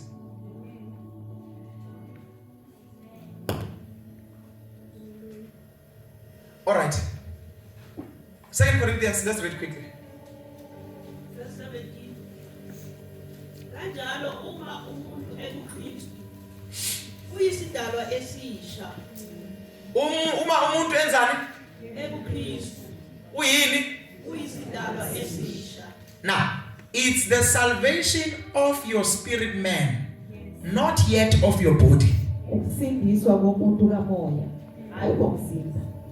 The salvation actually salvation of your mind yet, the salvation of your spirit man. Born again. Remember, when you are not born again, you are dead spiritually. Mawungasindiswanga ufile emoyeni. You are a dead man walking. Uyindoda efile ihamba. So now receive insindiso that previous verse and the current one. You are coming alive in your spirit man. Uyasindiswa emoyeni wakho. Kodwa ingqondo yakho ayikatransforma yet. Uphila emoyeni. Ayikasindiswa ingqondo yakho. It's still the same. Your mind is not yet saved. Please read, Mama. Kanjalo uma umuntu ekuKristu uyisidalwa esisha. Okokuqala kudlulile. Okay, ngicela ukubuza something. Oqala kudlulile. The old has gone. The new has come. Okusha kufikile. If bonomntana Mangabe you have a child, ungashadanga, then you receive the out of salvation. wedlock, uthola insindiso. Mighty, the old is gone. Does it mean Omdala that uyamlibala? kudlulile. You forget your child. Is your child gone? No. Okay, unesikoloto ubhadala ifridge You are paying for the fridge. and then ureceive insindiso. Ithi ke manje la, the old is gone. The new has come. Okusha kwafika. Umbuzo wami uthi isikoloto sakho sefridge siphelile na? Is your debt gone? Okay, ubhadala imoto. You are paying for a car. No. Asiyeke imoto. Uhambile wayolobola. You went to pay for lobola. Wathi xa ulobola wabeka ihalf, wathi ndizabuya ndizoyigqibezela. You put in half and you say I'll come back. On your way, wahlangana netende likaBra Lehulelo, wasindiswa. You met a tent, you got saved. Xa usindiswa, leya lobolo leya ibalance idlulile na or ufuna ukuyogqibezela. What about that balance of lobola? So maybe the old is gone. Ikhuluma ngani? When it says okudala kundlulile, what Isho does it ukuthi mean? now you have received a new nature in your spirit. So uthole okusha emoyeni. The old man is now gone. You have now come alive with Christ in your spirit. Umuntu omdala emoyeni ufile uphila kuKristu emoyeni. And for that to happen, we receive ngokukholwa. Are you fasting there? Ukuthola by faith, not by fasting. Le, are you fasting? Are you meditating? Singadibana nje nomuntu asindiswe by free of charge. We can meet someone in the streets and they become saved. That's the first level of salvation that we receive. Izinga lokuqala lensindiso. Now, the second level, now that sowusindisiwe, Izinga lesibili, now that we are saved, funeka ngoku ugraduate from that first level. udinga ukunyuka ngokwezinga. Remember, the first level, awusebenzi. Izinga lokuqala, you're not working. Now, let me get the second scripture. I wrote them down because there are so many. Okay, ngicela sivuleni Philippians 2 verse 12, sibambeni Ephesians 2 verse 8. Sisivule zoyi 2 and then you will just be reading both. I need us to be fast, those who will read.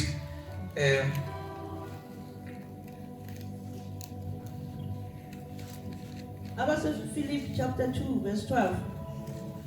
Ngakho-ke bathandiweyo bami, njengalokho nilalele ngezikhathi zonke, kungesiko nxa ngikhona kuphela, kodwa ikakhulu manje nxa ngingekho. Fezani ukusindisa kwenu ngokwesaba nangokuthuthumela. Okay, let's hear it in English. Therefore, my beloved, Go to the part, work out just that part.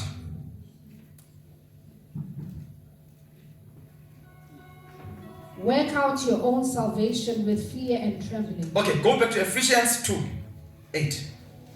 I mean, uti work out your own salvation with fear and trembling. Okay, go back to Ephesians. That's why I need to use Zoe 2 so that you will just flip like this. Ephesians 2 verse 8. Uh-huh. For by grace you have been saved through faith, Uh-huh. and that not of yourselves. It is the gift of God. Another version says, and not of works. Another version there.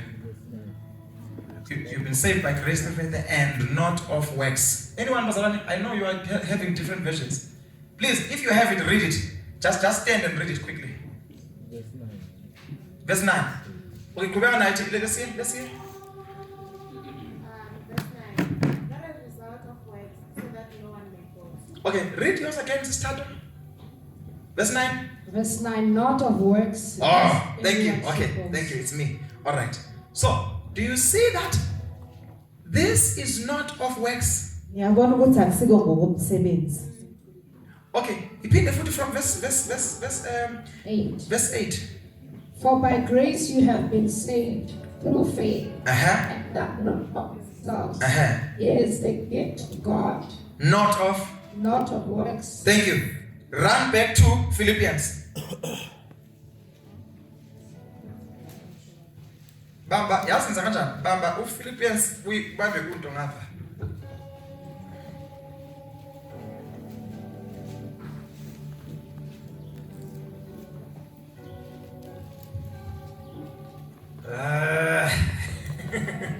It is well. It is well with my soul. Yes, please. Philippians chapter 2 verse 12. Philippians 2 verse 12. That at that time you were without Christ, being aliens from the commonwealth of Israel, and strangers from the covenants of promise, having no hope and without God in the world.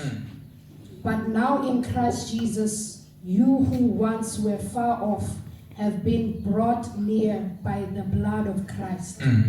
For he himself is our peace, who has made both one and has broken down the middle wall of separation, having abolished in his flesh the enmity, that is the law of condemnation of commandments contained in ordinances, so as to create in himself one new man from the two, thus making peace, and that he might reconcile them both to God in one body through the cross, thereby putting to death the enmity.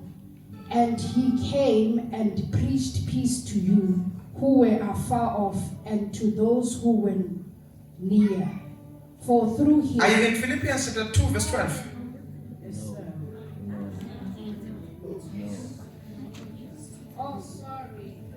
Okay, I need omunye ozoba fast and please. I know bakhona aba fast abavula fast. Yes, while avula you open it quickly so that sisizane ne. Philippians chapter 2 verse 12. Yes. Wherefore, my beloved, as ye have always obeyed, not as in the present only, but now much more in my absence, work out your own salvation with fear and trembling. Wait. Niyazi ukuthi iBhayibheli ithi we do not have the spirit of fear, but of love, power and sound mind. Amen. But la ithi we must work it out with fear. Sidinga umoya engcwele ukuthi sim understand ukuthi uyesibeka thina. We need the Holy Spirit to understand what the Lord was saying here. Now, read again the part ethi work out Work out your own salvation with with fear and trembling. trembling. But if the other one, we are saved by grace through faith and not of works. Elinye lithi sisindiswe ngomusa hayi ngezenzo. So one scripture is saying, masisebenze Esinye sithi let us work for this salvation. lensindiso. The other scripture sithi, siyireceive singasebenzanga. Esinye sithi we have received and not So of it working. sounds nathi God is contradicting himself. Kuzwakala ngathi kunempikiswano. The reason for that is because it's not talking about the same level of salvation. Isizathu ayikhulumi ngensindiso eyodwa izinga elilodwa. In that first scripture, ikhuluma your spirit man being regenerated as sifundile ku 2 Corinthians 5:17. Okokuqala sikhuluma ngomuntu kamoya. Then secondly, sikhuluma manje transformation of your mind. Manje sikhuluma ngokuguqulwa kwengqondo. Insindiso yengqondo yakho. The salvation of the mind. Go to Romans 12. Romans chapter 12. So sisindiswa emoyeni, We are saved in the spirit. siyasindiswa engqondweni, We are also saved in the mind. sizawusindiswa ngohlwithwa. And we will also be saved through rapture. Lensindiso, which is the first level, you don't work, you receive it. Izinga lokuqala lensindiso awusebenzeli. The second level, you now work it out with diligence. Izinga lesibili uyayisebenzela Uyisebenzela njani? This is where umzane manje is introduced to fasting and prayer. Yilapho kungena khona ukuzila nokukhuleka. This is where umzane goes through that scripture in Titus chapter 2, where iBhayibheli says that this grace that we have received Lo musa esiwamkele teaches us to deny ungodliness. usifundisa ukuthiba ukungabi gcwele. So in Ephesians 2, umusa uyasindisa. In Ephesians in Titus chapter 2 verse 11, umusa uyasifundisa ukulahla. UTitus umusa teaches us to forsake. Don't worry, you'll understand as time goes on. Please read Titus chapter 2 verse 11. Titus 2 verse 11. For the grace of God has been revealed, bringing salvation to all people. And we are... Wait, the grace of God has appeared to all men, bringing salvation to all people, right? And we are instructed to turn from godless living and sinful pleasures. Repeat the footing. And we are instructed to turn from godless living. Verse 11 again. For the grace of God has been revealed, bringing salvation to all people. And we are instructed to turn from godless living. Yes, to turn from godless living and sinful pleasures. So the grace now is instructing you to deny ungodliness or to turn from sinful living. The same grace that saved you for free is now instructing you to forsake. The biblical one We see the true grace does not accommodate sin. ayihlalisani nesono. Ngelifunde mama ngesizulu uTitus chapter 2 verse 11. Ngokuba umusa kaNkulunkulu wokusindisa ubonakalisiwe kubantu bonke. Uyasifundisa ukuba sidele ukungakholwa nezinkanuko zezwe. Yezwa manje. Lo musa lo osindise for free. Awushila phaya kwi freedom. This grace that saves us freely does not leave us. Awushila phaya ku no. Niyaqhubeka for free. After sindisile usifake eklasini lokulahla. After it has taught us, it sends us straight into the class. Read again, no, please. Ngokuba umusa kaNkulunkulu wokusindisa ubonakalisiwe kubantu bonke. Uyasifundisa ukuba sidele ukungakholwa nezinkanuko zezwe. Sihambe ngokuqonda nangokulunga nangokumesaba uNkulunkulu kulesi sikhathi samanje. Yo. Abanalo leli themba. Those who have this hope, bayazihlambulula they sanctify themselves impela. truly. Ithemba la Which hope? lensindiso. The hope of salvation. Ukuthi make bonakala sofana naye. When he appears, we must be like him. Kodwa leyo nsindiso leyo But is that salvation determined by ukuthi did you pass the second level which is the class of grace, the class of denying ungodliness. Libizwa ukuthi undlulele ezingeni lokuyithiba ezintweni ezingenabuNkulunkulu. Sisindiswa ngomusa. We are saved by grace. Sihamba singena ngobungcwele. We enter by holiness. Sihamba ngobungcwele ngomusa. We walk in holiness by grace. Can I repeat it? Amen. Sisindiswa ngomusa. We are saved by grace. Singena ezulwini ngobungcwele. We enter into heaven by holiness. Sihamba ngalobungcwele lobo esingena We ngabo walk ngomusa. in holiness by grace. Asingeni ngomusa. We don't enter by grace. Ngomusa ungamandla It is by wokuthi power sihambe ngobungcwele. for us to walk in holiness. Ubungcwele obusingenisayo kodwa It is umusa holiness that gives us osiqinisayo. grace, but grace strengthens us. Asihambi ngamandla ethu We don't bazalwane. walk in our own power. Sihamba ngomusa. We walk by grace.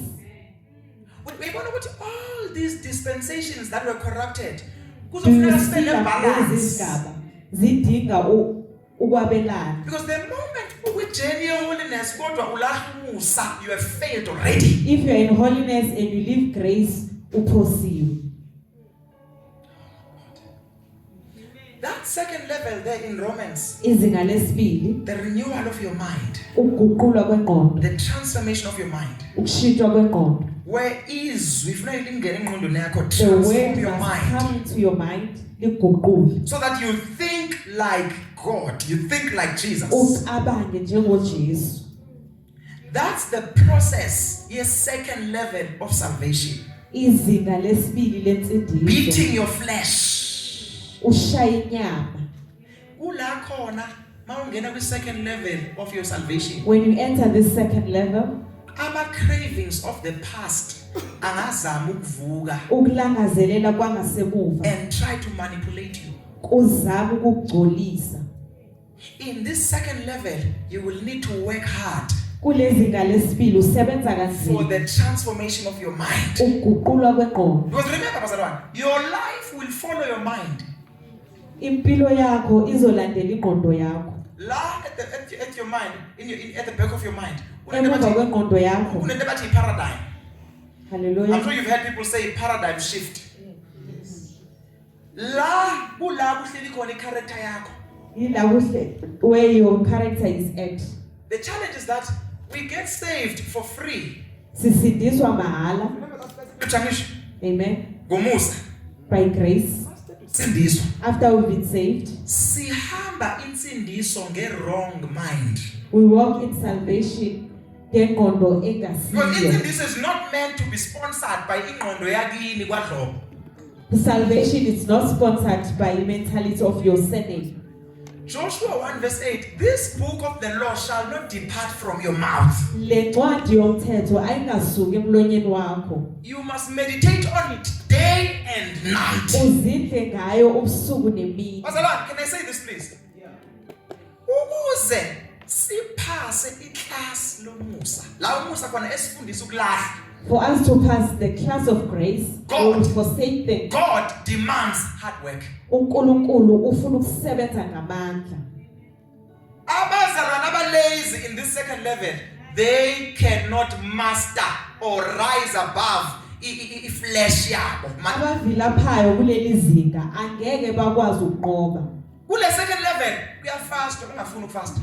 Uyazila ungathandi. Because in the second level you are beating your flesh. Uyazi ukuthi if I fail this class, I'm going to be denied access. Uyazi ukuthi inyama bayivuka angeke ungene. Ungasindiswa ungasebenzanga. You can be saved without working. Who failed at the second class, which is diligence, hard work, sacrifice. Ungaphasi class. Your sanctification is going to require a lot from you. Ukuzigcwalisa kudinga okuningi kuwe. And because you failed this second level, you are denied in the third level. Awukwazi ukungena kule zinga lesithathu. Let's go to Revelations, I think chapter 20 verse 12. If the Lord, if I'm hearing the Lord,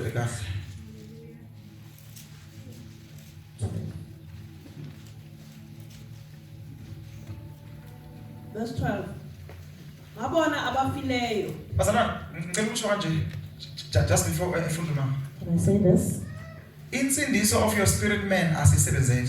Salvation yomuntu kamoya, you don't wait for it. Igift kaNkulunkulu. Isipho esivela kuNkulunkulu. I-salvation yengqondo nenyama. Insindiso yengqondo and the flesh I-responsibility yakho. kungamandla akho. Usebenzisa izwi. You use the word.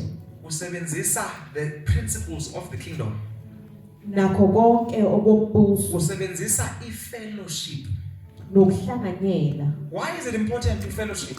Kubaleke ngani ukuhlanganyela? Fellowship usetshenzwa lenyama yakho nalengqondo yakho estubborn. Your mind and your flesh are being worked out, so they are stubborn.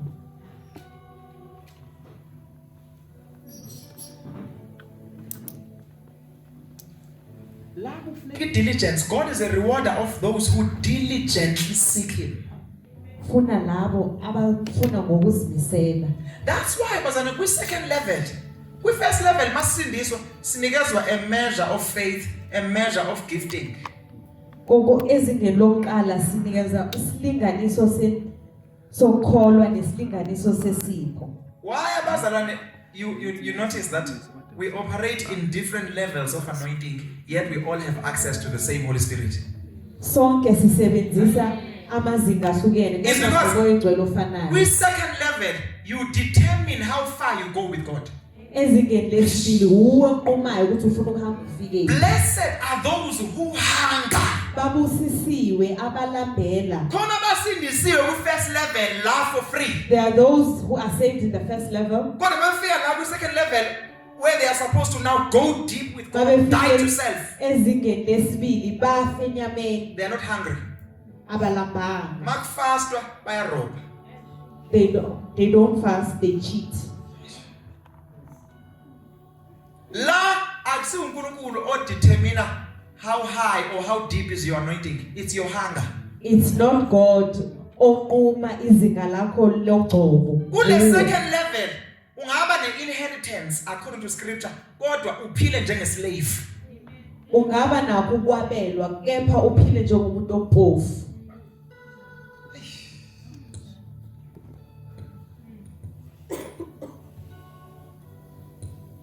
Yamkhona that lady with an issue of blood.